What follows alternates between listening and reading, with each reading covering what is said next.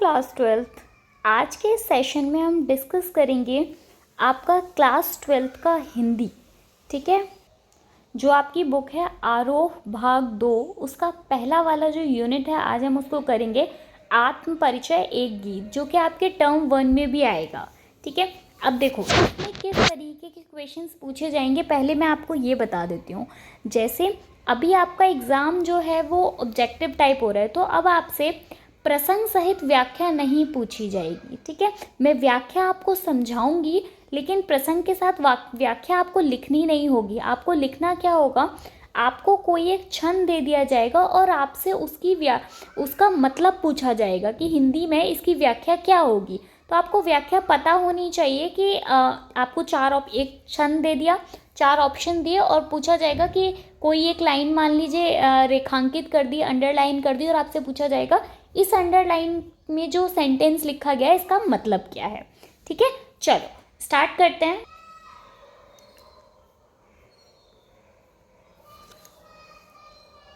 मैं डायरेक्ट ये थोड़ा सा समझा देती हूँ। ये हरिवंश राय बच्चन जी का लिखा हुआ एक मतलब जो उनका एक पर्सनल एक्सपीरियंस है, वो एक कवि के बारे में यहाँ पर बता रहे हैं कि एक कवि जो दुनिया के उतार चढ़ाव, जो दुनिया में हो रही चीज़ें हैं उनसे प्रसन्न नहीं है, उनसे खुश नहीं है, तो वो अपने जो उसके भाव हैं उनको कैसे व्यक्त कर रहा है उसके बारे में इस आत्म परिचय में बताया गया है। ठीक है, तो डायरेक्ट हम पहुंचते हैं जहाँ पे छंद है जिनकी हमें व्याख्या करनी होगी। ठीक है, अभी आपको दिख रहा होगा स्क्रीन पे क्या है। मैं जग जीवन का भार लिए फिरता हूँ, फिर भी जीवन में प्यार लिए फिरता हूँ। कर दिया किसी ने झंकृत जिनको छूकर मैं सांसों के 2 तार लिए फिरता हूँ। इसमें कवि कह रहे हैं कि मैं जीवन का जो भार है उसको अपने साथ लिए फिरता हूँ। जीवन के भार में से यहाँ पे मतलब ये है कि जीवन में जो आडंबर हो रहे हैं, दुनिया में, संसार में जो आडंबर चल रहे हैं, मैं उनको अपने साथ लिए फिरता हूँ। फिर भी जीवन में प्यार लिए फिरता हूँ, फिर भी मेरे पास में मेरे जीवन में जो है वो एक प्यार है, एक खुशी है। कर दिया किसी ने झंकृत जिनको छूकर मैं सांसों के 2 तार लिए फिरता हूँ। मैं एक चीज़ और आपको बता देती हूँ, इन पंक्तियों से जब आप आगे आगे इन पंक्तियों को पढ़ेंगे तो आपको पता चलेगा कि इसमें जो कवि हैं उनकी जो प्रेमिका हैं वो उनको छोड़कर चली गई हैं। उस टाइम पर उनके जो अंदर भाव हैं वो उनको व्यक्त कर रहे हैं। तो वो बोल रहे हैं, कर दिया किसी ने झंकृत जिनको छूकर मैं सांसों के 2 तार लिए फिरता हूँ। वो अपनी सांसों को 2 तार के रूप में बता रहे हैं कि ऐसा लगता है जैसे किसी ने तार को, मेरी दिल के जो सांसों के जो तार हैं उनको किसी ने छूकर, जैसे जब हम सितार बजाते हैं या जब हम गिटार बजाते हैं, सितार तो अब नहीं चलते लेकिन जब गिटार हम बजाते हैं तो गिटार के अगर हम एक तार को छूते हैं तो उसमें से एक आवाज़ आती है। तो वही बोल रहे हैं कि किसी ने उसको छूकर, मतलब मुझे अंदर से झकझोर दिया है और मेरी सांसें जिनको मैं एक तार के रूप में बताया गया है। आगे इसी तरीके से आपसे पूछा जाएगा कि कोई भी एक को उसको रेखांकित कर देंगे और पूछेंगे कि इसका मतलब क्या है। मैं स्नेह सुरा का पान किया करता हूँ, मैं कभी ना जग का ध्यान किया करता हूँ। जग पूछ रहा जिन उनको जो जग की गाते, मैं अपने मन का गान किया करता हूँ। मैं स्नेह सुता का पान किया करता हूँ, इसका मतलब है स्नेह सुरा का पान से यहाँ पे मतलब है कि मैंने स्नेह यानी प्यार रूपी, उन्होंने प्यार को, स्नेह को एक पान मतलब शराब का रूप दिया गया है यहाँ पे। मैं प्यार रूपी शराब को पीता हूँ, है ना। मैं कभी ना जग का ध्यान किया करता हूँ, और मुझे इस दुनिया में, इस संसार में जो कुछ भी चल रहा है मैंने आज तक उस सब पर कभी ध्यान नहीं दिया, मुझे उससे कोई फ़र्क नहीं पड़ता। जग पूछ रहा उनको जो जग की गाते, मैं अपने मन का गान किया करता हूँ।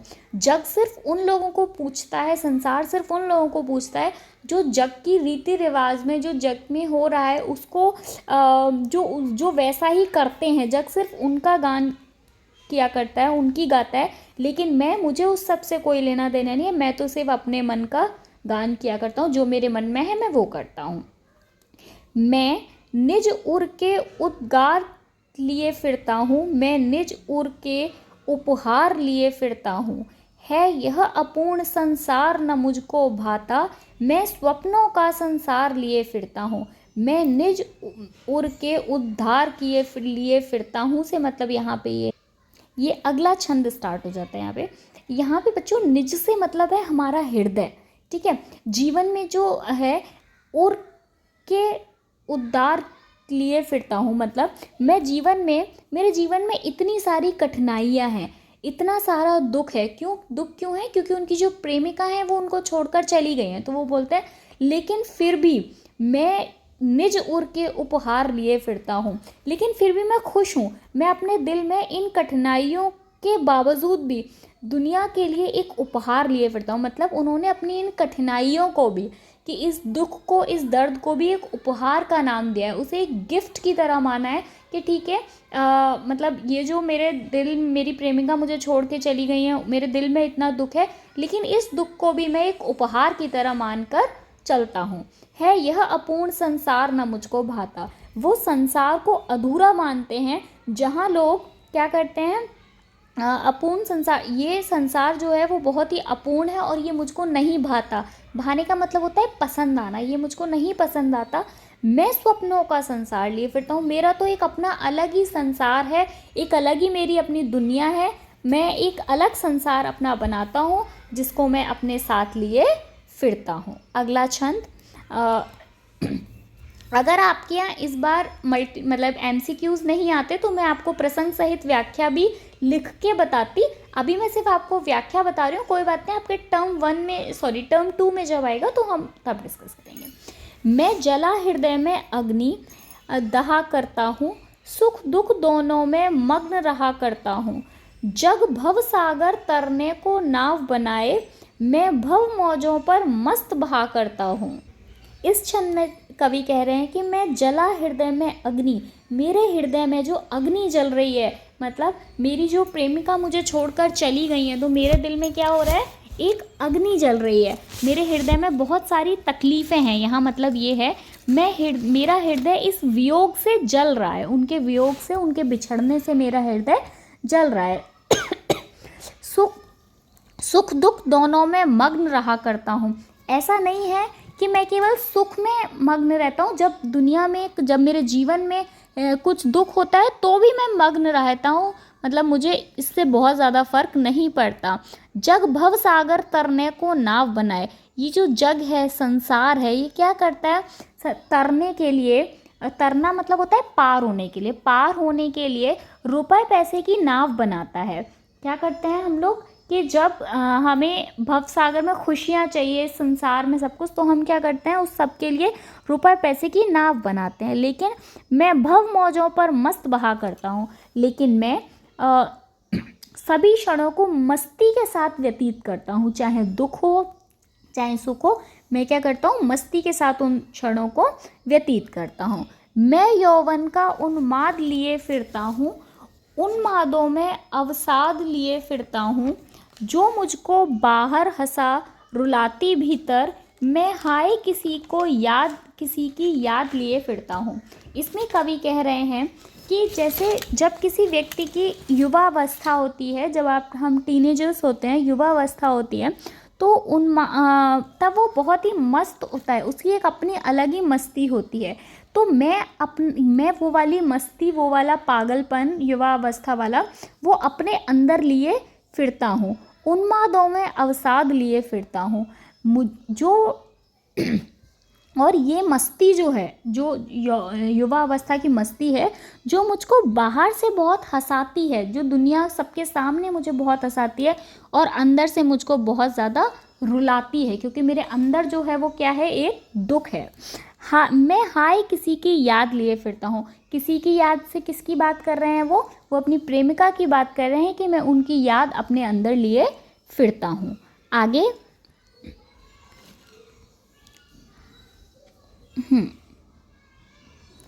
कर यत्न मिटे सब सत्य किसी ने जाना, नादान वही है हाय जहाँ पर दाना। फिर मूढ़ न क्या जग जो इस पर भी सीखे, मैं सीख रहा हूँ सीखा ज्ञान भुलाना। देखो यहाँ बोल रहे हैं, कर यत्न मिटे सब सत्य किसी ने जाना। इस संसार में सभी लोग बहुत ही यत्न करते हैं, बहुत प्रयत्न करते हैं, बट संसार का, किसी ने भी संसार का जो सत्य है, जो संसार की हकीकत है, वो क्या किसी ने जानी है? वो इस पे क्वेश्चन मार्क लगा रहे हैं, पूछ रहे हैं। नादान वही है हाय, वो सभी लोग नादान हैं जहाँ पर दाना का मतलब ये है कि वो जिन्हें जीवन की असली मकसद नहीं पता, उनको वहाँ, वो सभी लोग नादान हैं जिन्होंने जीवन के सत्य को नहीं जाना है, जिनको नहीं पता है कि हमारा जो हमें कहाँ पे पहुँचना है। नादाना से यहाँ पे मतलब है मकसद, जीवन का असली मकसद क्या है, वो जिसने नहीं जाना है वो सारे क्या हैं? नादान हैं। आगे, फिर मूढ़ न क्या जग जो इस पर भी सीखे, मैं सीख रहा हूँ सीखा ज्ञान बुलाना। मतलब उन लोगों को समझाने का कोई फ़ायदा नहीं है, मतलब उन लोगों को समझाने का क्या फ़ायदा है जिसको इतना समझाया जा रहा है, इतना बताया जा रहा है। मैं तो इस संसार से मैंने जो कुछ भी सीखा है, मैं उसको क्या कर रहा हूँ? भूलना सीख रहा हूँ। कि संसार में जो सॉरी संसार से मैंने जो कुछ भी सीखा है, मैं उस सब को भूलना सीख रहा हूँ। मुझे तो क्या जानना है? सिर्फ कि जो असली मतलब सत्य है जीवन का, मुझे उसको जानना है। मैं और जग और कहाँ का नाता, मैं बना बना कितने जग रोज मिटाता। जग जिस पृथ्वी पर जोड़ा करता वैभव, मैं प्रतिपग से उस पृथ्वी को ठुकराता। पहली छंद की पहली लाइन में कहा है मैं और जग और कहाँ का नाता, यानी मैं मेरा इस संसार के साथ कोई नाता, कोई रिश्ता नहीं समझता। मुझे लगता है मेरा इस संसार के साथ कोई रिश्ता नहीं है।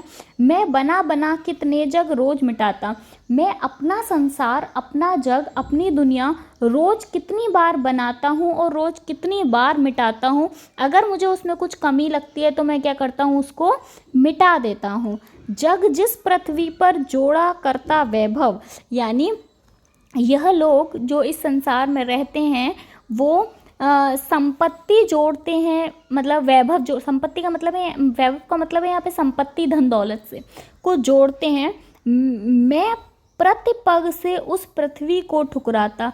मुझे ऐसा संसार नहीं चाहिए। मैं ऐसे संसार को क्या करता हूँ? ठुकराता हूँ, जिसमें लोग केवल धन दौलत और संपत्ति के पीछे पड़े रहते हैं। मैं ऐसे संसार को ठुकराता हूँ। आगे, मैं निज रोदन में राग लिए फिरता हूँ, शीतल वाणी में आग लिए फिरता हूँ। मैं जिस पर भूपों के प्रसाद निछावर, मैं वह खंडहर का भाग लिए फिरता हूँ। मुझे बहुत सारी तकलीफ भी मतलब मैं निज रोदन में राग लिए फिरता हूँ। मेरे मन में, मेरे हृदय में इतनी ज़्यादा तकलीफ़ें हैं, इतना ज़्यादा दुख है, दर्द है, लेकिन मैं उसको क्या करता हूँ? एक गाने की तरह, एक राग की तरह अपने हृदय में लिए फिरता हूँ। मैं अपनी शीतल वाणी से यहाँ पे मतलब ये है कि जैसे मैं इतनी अच्छी बातें कर रहा हूँ, इतने ठंडे शब्दों में, इतने अच्छे शब्दों में बात कर रहा हूँ, वाणी में आग लिए फिरता हूँ। लेकिन ऊपर से देखने में मेरी वाणी आपको शीतल लगती है, लेकिन अंदर मेरे क्या है? बहुत ही दर्द छुपा हुआ है। मेरी उस वाणी में बहुत ही दर्द छुपा हुआ है। हो जिस पर भूपों के प्रसाद निछावर, मैं वह खंडर का भाग लिए फिरता हूँ। मेरे अंदर यादों का जो खंडर है, यादों का खंडर से यहाँ पे क्या मतलब है? क्योंकि उनकी प्रेमिका उन्हें छोड़कर चली गई हैं, तो अब उनके पास में सिर्फ उनकी यादें बची हैं। तो वो बोल रहे हैं कि मैं अपने अंदर यादों का खंडर है, जो उस पर जो राजा महाराजा होते हैं उनकी जो संपत्ति है, मतलब उसको भी नछावर कर सकता हूँ। वो यादें मेरे लिए इतना ज़्यादा कीमती हैं। ठीक है, आगे, मैं रोया इसको तुम कहते हो गाना, मैं फूट पड़ा तुम कहते छंद बनाना। क्यों कवि कहकर संसार मुझे अपनाए, मैं दुनिया का हूँ एक नया दीवाना। देखो, कवि यहाँ पे कहते हैं कि मैं रोया, मतलब क्योंकि मेरी प्रेमिका मुझे छोड़कर चली गई इसलिए मैं रोया। इसको तुम कहते हो गाना, और संसार ने इसको किसका नाम दे दिया? गाने का नाम। जब मैंने अपने जो हाव भाव थे उनको प्रकट किया तो संसार ने उसको गाना बताया। जब मैं और ज़्यादा रोया फूट फूट कर, तुम कहते छंद बनाना, तो तुमने कह दिया कि वो छंद है। क्यों कवि कहकर संसार मुझे अपनाए, क्यों संसार मुझे एक कवि कह रहा है, मुझे एक कवि के रूप में अपनाता है। मैं दुनिया का हूँ एक नया दीवाना, क्योंकि मेरे अंदर दीवानों जैसा पागलपन है। मेरी प्रेमिका मुझे छोड़कर चली गई हैं, तो मेरे रोने को गाना ना समझा जाए, मेरे फूट फूट कर रोने को छंद ना बनाया जाए, और मैं तो दुनिया का एक नया ही, एक अलग ही दीवाना हूँ जो दुनिया को अपने तरीके से देखता हूँ। मैं दीवानों का वेश लिए फिरता हूँ, मैं मादकता निशेष लिए फिरता हूँ, जिसको सुनकर जग झूम झुके लहराए, मैं मस्ती का संदेश लिए फिरता हूँ।